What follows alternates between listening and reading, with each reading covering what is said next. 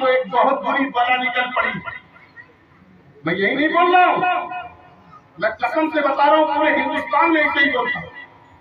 इतनी बड़ी बला निकली है, इतनी बड़ी बला निकली है कि आजकल तो लोग पीर साहब के दे हाथ पैर चूमा छू,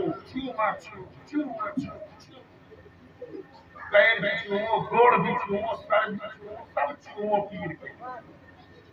और फिर दे नजराना, दे नजराना, दे नजराना, दे नजराना, दे नजराना। इतना पीर को देता है नजराना, इतना पीर को देता है। और पीर भी बड़ा मस्त और अलस है, कहता लाए रहो, लाए रहो, लाए रहो, लाए रहो, हंसते हंसते हंसते। ऐसी ही बस्ती तलाश करते हैं ये लोग, जहां जरा कम पढ़े लिखे लोग, बेवकूफ बनाने का अंदाज जरा देखो। पीर साहब को पैसे से लाद दिया, पीर साहब भी लेके अपनी बैग में भर के चले गए। बोलिए, कभी इस शख्स ने ये न पूछा होगा घर में जाकर माँ से, माँ बीमार पड़ी है चारपाई पर, पीर साहब को नजराने पे नजराना, लेकिन माँ के लिए 10 रुपए का टेबलेट भी खरीद के नहीं लाता। बोलो यार, माँ के लिए 10 रुपए का टेबलेट भी खरीद के नहीं लाता। बाप है, हंस हंस के पूरी रात बेचारा घर खुद भी जगता है, घर वालों को भी जगाता है। पीर साहब को नजराने पे भी नजराना, और बाप के इलाज के लिए तेरे पास पैसा नहीं। सुन लो, ऐसा पीर तुम्हें जन्नत में नहीं ले जाएगा। सुन लो, अगर माँ बाप नाराज हैं तो तू भी जहन्नम में जाएगा, साथ में तेरा पीर भी जहन्नम में जाएगा। सुन लो कान खोल, क्यों उस पीर का फर्ज था, उस पीर का फरीजा था। उसे पूछते, बेटा मुझको नजराना दे रहे हो, तुम्हारे माँ बाप खैरियत से हुए? वो पूछ सकते थे कि नहीं पूछ सकते? ये दीनी पेशवा का काम, ये दीनी मुक्तदा का काम, ये दीनी रहबर का काम। ये मतलब नहीं है अपनी जेब भर लो, अपनी बैग भर लो और अपने मुरीद को सच्ची नसीहत भी न कर सको, अपने मुरीद को सच्चा सबक भी न पढ़ा सको। अरे कम से कम एक बात तो पूछ लेते, बाप बेटा माँ बाप खैरियत से हैं, उनका ख्याल रखते हो कि नहीं रखते हो, उनकी खिदमत करते हो कि नहीं करते हो, उनके बारे में कभी सोचते हो कि नहीं सोचते हो। कसम खुदा की, जो पीर तुमसे तुम्हारे माँ बाप का हाल पूछे वही सच्चा पीर है, उसी से मुरीद होना। और जो तुम्हारे माँ बाप का हाल न पूछे, सिर्फ अपना ख्याल रखे, वो तुम्हें न जन्नत में ले जा सकता है और न खुद जनाबे वाली जन्नत में जा सकता है। सुन लीजिए, ऐसे जाहिल पीरों से बचने की कोशिश कीजिए। और एक मर्द चल पड़ा, बात समझ रहे ना मेरी आप?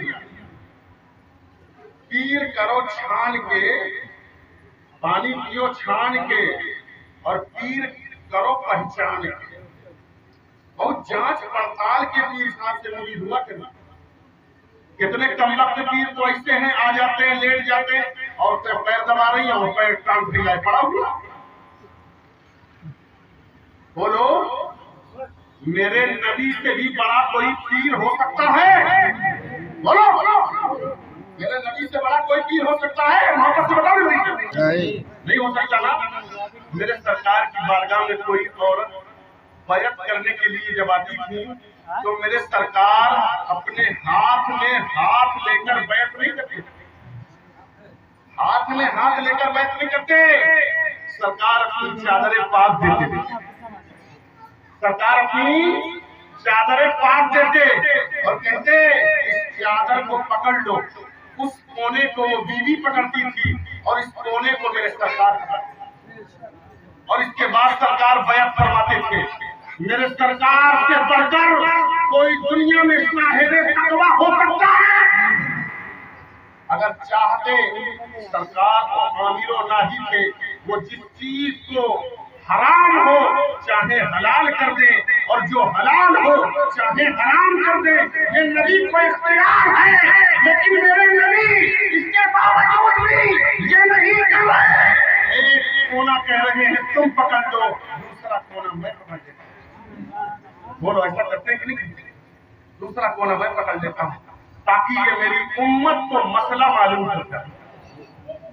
जब मेरे सरकार ने ये नहीं किया तो तुम किस खानकाह के पीर हो, किस सिलसिले से बैत करते हो, जो औरतों से पैर दबवाते हो? तेरा सिलसिला सिलसिला शैतानिया तो हो सकता है, तेरा सिलसिला सिलसिला रहमानिया नहीं हो सकता। ऐसा पीर शैतान का मुरीद होता। अल्लाह के शैतानी पीरों से बचने की तौफीक देता। हज़रात उलमा को जरूर बुलाते रहो, ये उलमा तुम्हारी सच्ची इस्लाह करते रहेंगे और तुम्हें सच्ची बातें बताते रहेंगे। पीर से भी मुरीद हो, हम मना नहीं करते, लेकिन सच्चे पीरों से मुरीद हो जाओ, गलत पीरों से न हो जाओ। आजकल तो कुछ पीर साहब ढोले बजा रहे हैं, आजकल कुछ पीर ढोल बजाने में लगे।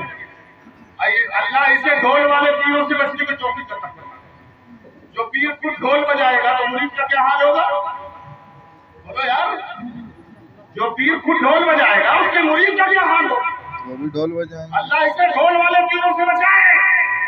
वो ढोल है और पीर भी ढोल है। हाँ, बल्कि कह लो पूरा यूसुफ ढोल है।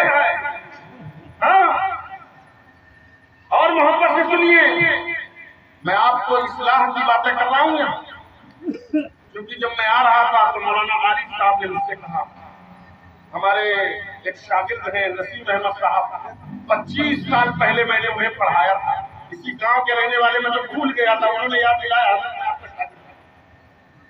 हाँ, वो बैठे होंगे यही कहीं लगी। मैं आपका शागिर्द होता जब आप वो रही में पढ़ाते थे, तब मैं आपके यहाँ पढ़ता। मौलाना शबीर जानते होंगे। उन्होंने कहा, हज़रत जरा इस्लाही बयान करिएगा। तो एक बात और मेरी मोहब्बत से सुनिए, ये बातें अगर आपके जहन में आ गई हैं तो एक बात और मोहब्बत से सुनिए। मैं फजीलतें बहुत बयान कर सकता हूँ, इतनी फजीलतें बयान कर सकता हूँ, इतना मवाद है मेरे पास कि इतने नारे लगाएंगे और इतना पैसा देंगे मुझको कि मेरा भी बैगाज भर जाए। लेकिन आज मैं इस्लाही तकरीर करना चाहता हूँ।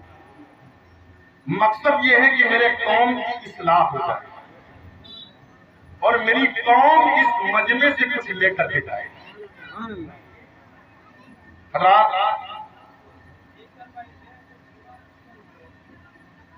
एक बात मोहब्बत से समाज फरमाइए, आज हमारे यहाँ एक काम और हो।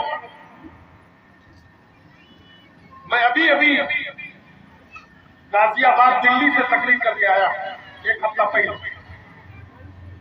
जब मैं वहां गया तो एक शख्स ने मेरी दावत की, कहा हजरत हमारे यहाँ दावत है, आप तशरीफ लाइए। तो मैंने कहा ठीक है। गए तो देखा, दावत खाने के बाद वो एक कमरे में ले गए, वहां एक बहुत बड़ी चादर लगी हुई, तकरीबन 5 मीटर लंबी, 2.5 मीटर चौड़ी एक चादर लगी हुई थी। उसमें बड़े अच्छे अच्छे बेल बूटे कसे गए थे और कहा उन्होंने कि हजरत अभी एक हिस्सा काम हुआ है, 3 हिस्सा काम इसमें बाकी है। मैंने कहा ये काहे लिए बना रहे हो? कहा जब ख्वाजा साहब का उर्स आएगा तो यहाँ से हम बस लेके जाएंगे और ये चादर लेके जाएंगे। हमने कहा बहुत अच्छी बात है, अल्लाह ख्वाजा साहब से और मोहब्बत पैदा करता है।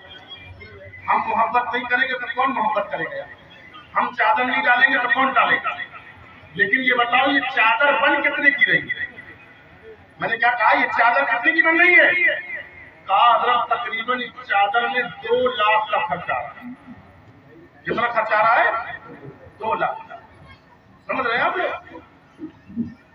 तो सुनकर तो बिल्कुल दिमाग मेरा एकदम खोल गया। 2 लाख की चादर वहां डालेगा जाकर?